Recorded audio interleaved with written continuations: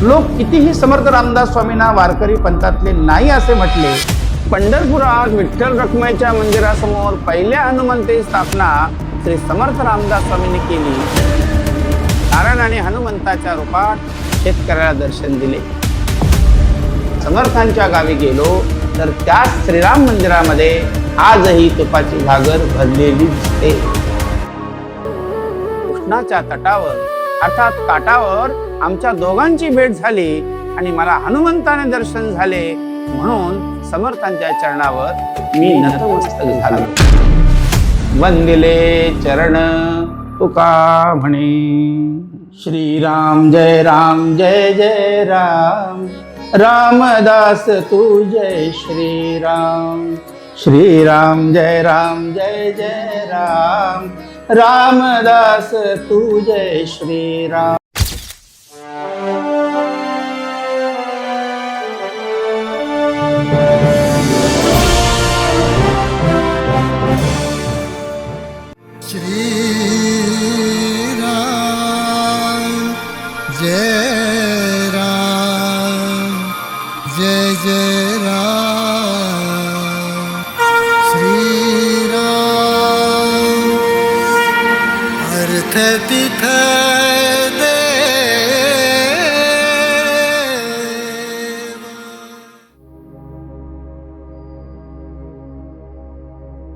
नमस्कार रसिक श्रोतेहो, मी प्रशांत अशोक साठे, Hindavi Swarajya production house प्रस्तुत अर्थात टर्ली टीव्ही या यूट्यूब चॅनलच्या माध्यमातून अर्थतीतदेव या आध्यात्मिक सिरीजद्वारे राष्ट्रसंत श्री समर्थ रामदास स्वामी यांच्या जीवनचरित्रावरती आधारित श्री समर्थ विवरण मालिकेमधील 11व्या भागामध्ये तुम्हा सर्वांचे मनापासून हार्दिक स्वागत आहे.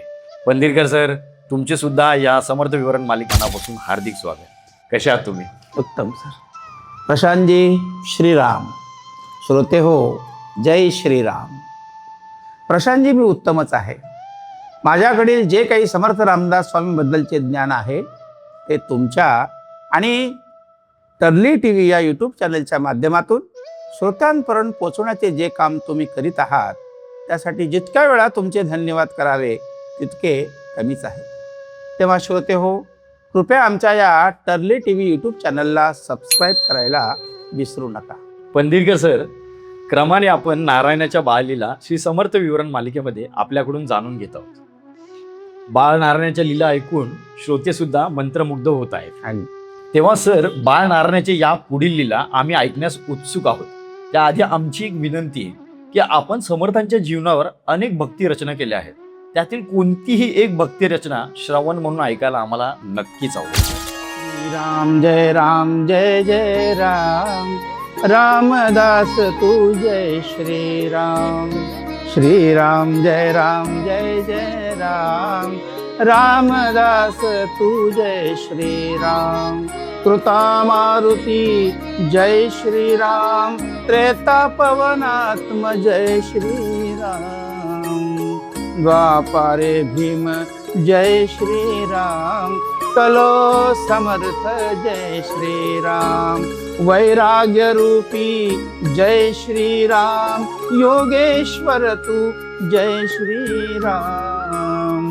कवी वाल्मीकि जय श्रीराम, जय श्रीराम जय श्रीराम. कवी वाल्मीकि जय श्रीराम, आद्य शंकरा जय श्रीराम. पतित पावन जय श्रीराम, सूर्य उपासक जय श्रीराम. बलवंत तू क्षमावंत तू, कीर्तिवंत तू जय श्रीराम. बलवंत तू क्षमावंत तू, कीर्तिवंत तू जय श्रीराम. मोक्ष प्राप्ती तू, लक्ष्मीपती तू, श्रीरामाचा उपासक तू. मंगल चरण मंगल मूर्ती, रामदास तू जय श्रीराम. मंगल मूर्ती मंगल चरण, रामदास तू जय श्रीराम. सज्जन गड तू, शिवथर घळ तू, हनुमंत तू, मुक्त मुक्ती दाता तू आरती करता ग्रंथ रचिता करुणाष्टक तू जय श्रीराम श्रीराम जय राम जय जय राम रामदास तू जय श्रीराम श्रीराम जय राम जय जय राम रामदास तू जय श्रीराम जय श्रीराम जय श्रीराम. श्रोते हो, बाळ नारायण अर्थात समर्थ नारायण अगदी बाळ वयात अर्थात किशोर वयात नारायणाची मानसिकता आणि वैराग्यशील व्यक्तिमत्वाचे वर्णन वाचल्यानंतर वात्सल्य भावाने अंतःकरण भरून येते. समर्थ नारायण हळूहळू मोठे होऊ लागले. कटीसूत्र बांधणे, जावळ काढणे, शेंडी ठेवणे, आई बरोबर हितगुज करणे, वडिलांच्या सानिध्यात वेळ घालवणे. बाळ नारायणाला जेवणापेक्षा फळे जास्त आवडायची. नारायणाला लहानपणापासून अंगावर सोन्याचे दागिने घातलेले कधीच आवडत नसे. नारायण आपल्या गळ्यातले अलंकार काढून मित्रांना द्यायचा. नारायण बाळपणी कमालीचा चंचल होता. एका जागी स्थिर नाही. क्षणात घरी तर क्षणात घनदाट जंगलात निघून जायचा. पूजा पाठ किंवा आध्यात्मिक विषय असेल तरच नारायण स्थिर व्हायचा.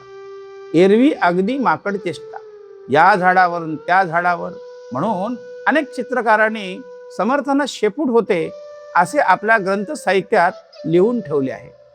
श्रोते हो, त्याबद्दल आपल्याला तितकंसं मनावर घ्यायची गरज नाही.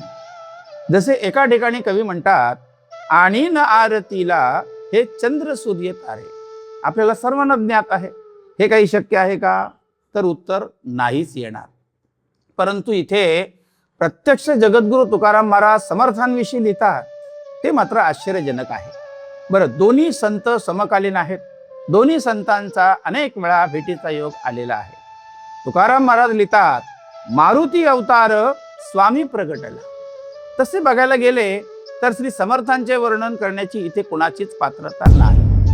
परंतु जगद्गुरू तुकाराम महाराजांनी समर्थांचे केलेले वर्णन म्हणजेच पांडुरंगाची कृपा म्हणावी लागेल. कारण एवढे यथार्थ आणि सुचिरबद्ध वर्णन संत तुकाराम महाराज यांच्या व्यतिरिक्त कोणीच केलेले दिसत नाही. कारण प्रत्यक्षात भेटीचे वर्णन आणि ग्रंथ साहित्य वाचून केलेले वर्णन यामध्ये जमीन आसमानाची तफावत आहे. ते वर्णन ऐकताना आपल्या अंगावर काटा उभा राहतो. श्रोते हो, मी आपला जीव जास्त टांगणीवर ठेवत नाही, अभंगाकडेच वळतो. उर्मुजी रंगाचा उंच मोती दाणा, रामदासी बाणा या रंगाचा. संत तुकाराम महाराजांच्या भक्तिरत्नेचा अभंग म्हणजे खास विठुरायाच्या आणि प्रभू श्री रामचंद्रांच्या दिव्य तेजोमय स्वरूपाचे आणि रामदासी बाणा अर्थात श्री समर्थांच्या श्रीरामचरणी दास्य भक्तीचे केलेले वर्णन आहे. म्हणून उर्मुजी रंगाचा उंच मोती दाणा, रामदासी बाणा या रंगाचा. उर्मुजी रंगाचा अर्थात लालसर म्हणजेच केसरी रंगाचा म्हणजेच भगवे, आणि असे भगवे वस्त्र परिधान केलेला उंच मोती दाणा अर्थात समर्थ म्हणजे श्रेष्ठ अधिकार संपन्न, आणि रामदासी बाणा ही समर्थांची ओळख जगद्गुरू तुकोबाराया अभंगातून करून देत आहे. पुढे आणखी तुकोबाराया म्हणतात, पीतवर्ण कांती तेज अघटित, आवाळू शोभत भुकुटी माझी. समर्थांची कांती अर्थात काया ही पिवळ्या रंगाची आणि तेज अघटित अर्थात सामर्थ्याचे तेजोमय वलय. जसे महागणेशाचे वर्णन करताना वक्रतुंड महाकाय सूर्यकोटी समप्रभ निर्विघ्नं कुरु मे देव सर्वकार्येषु सर्वदा. श्री गणेशा आपली सोंड जरी वक्र असली तरी ती शोभून दिसत आहे. तसेच तुकाराम महाराज म्हणतात, श्री समर्थांच्या भाळी अर्थात कपाळावरील आवाळू शोभून दिसत आहे. काष्टाच्या पादुका स्वामींच्या पायात, स्मरणी हातात तुळशीची.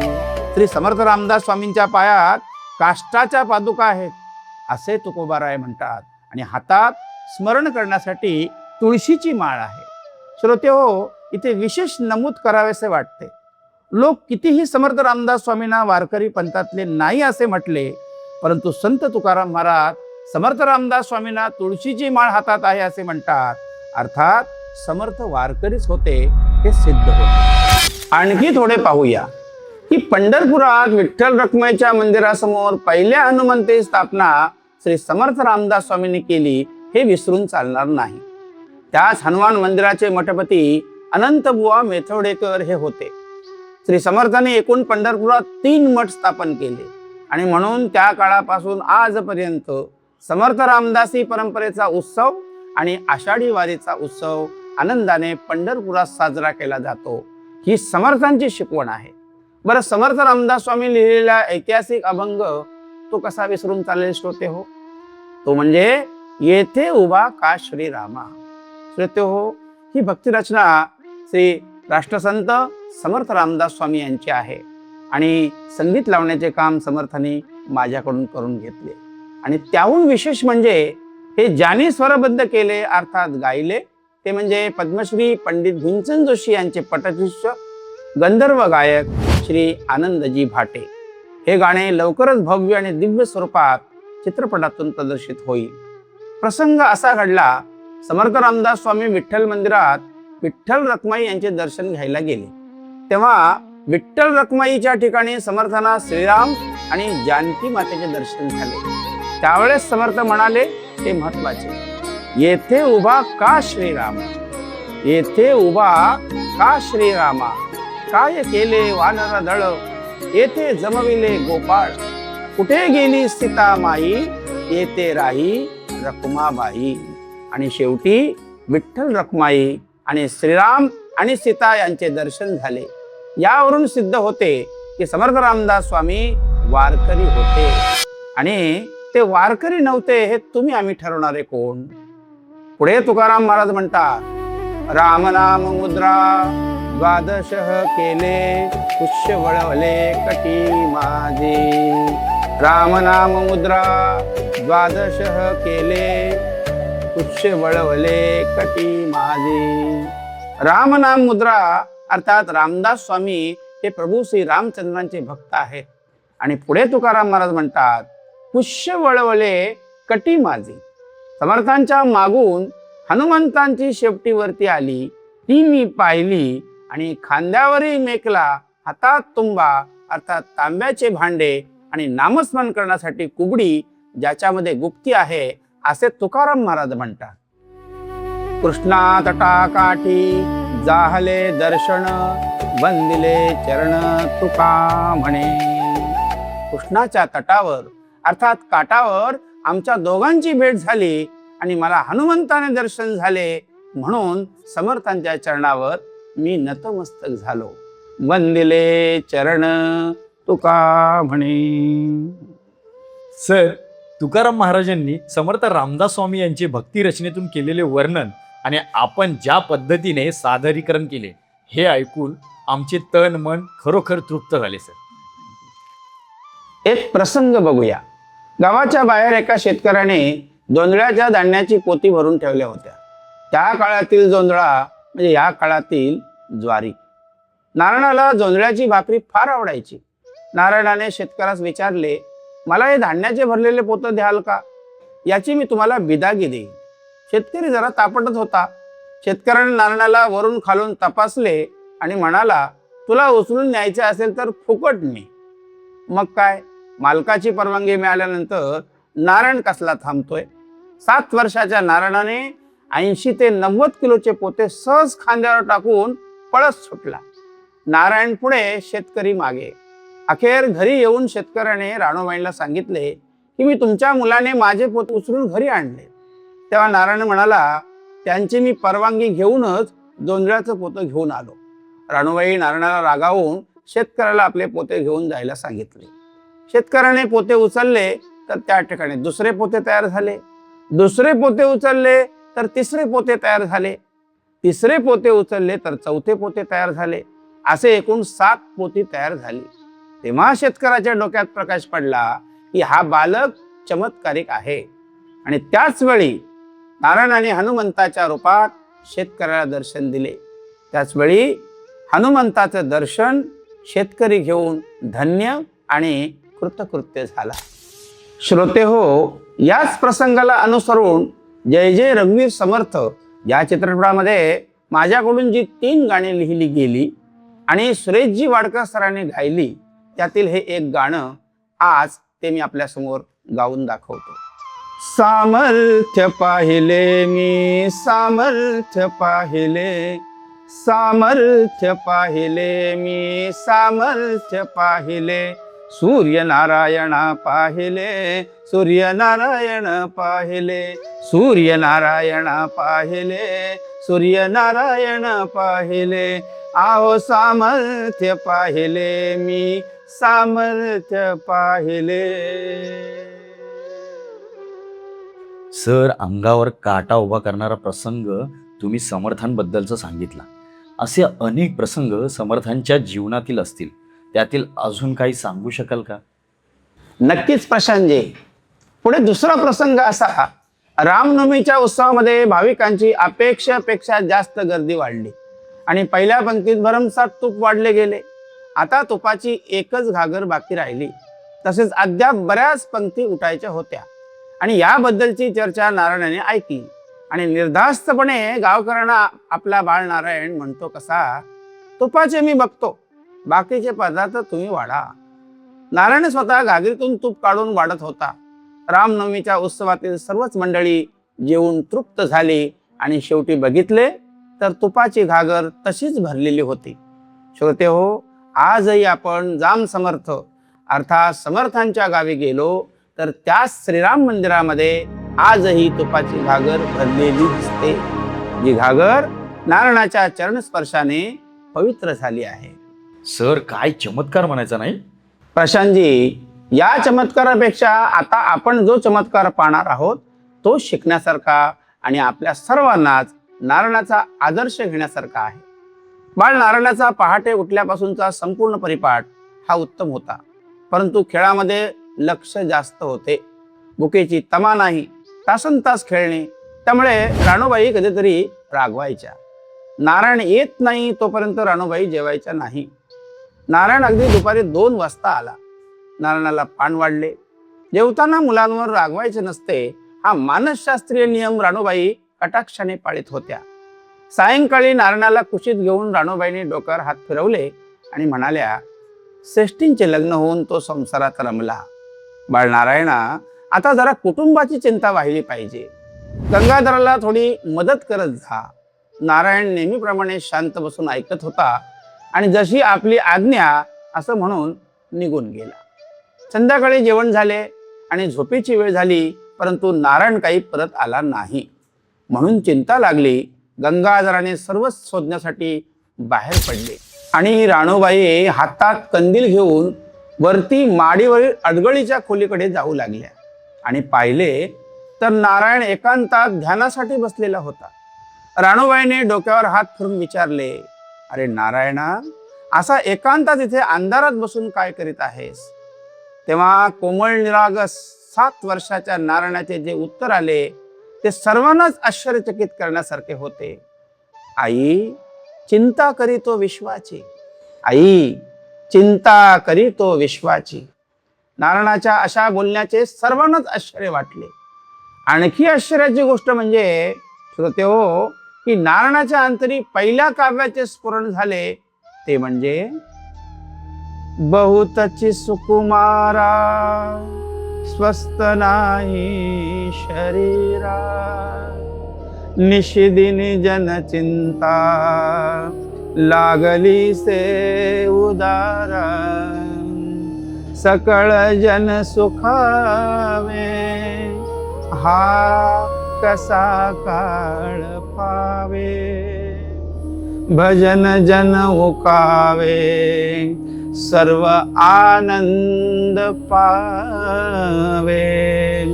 जय जय रघुवीर समर्थ. मित्रांनो, पंदिरकर सरांनी सादर केलेल्या नारायणाच्या बालीला या आजच्या पिढीला सुद्धा शिकण्यासारख्या आहेत.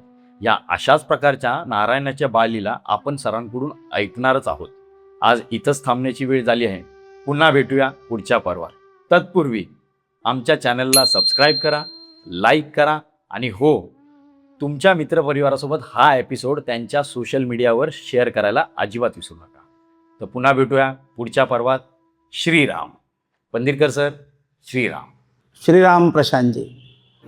श्री राम जय राम जय जय राम श्री राम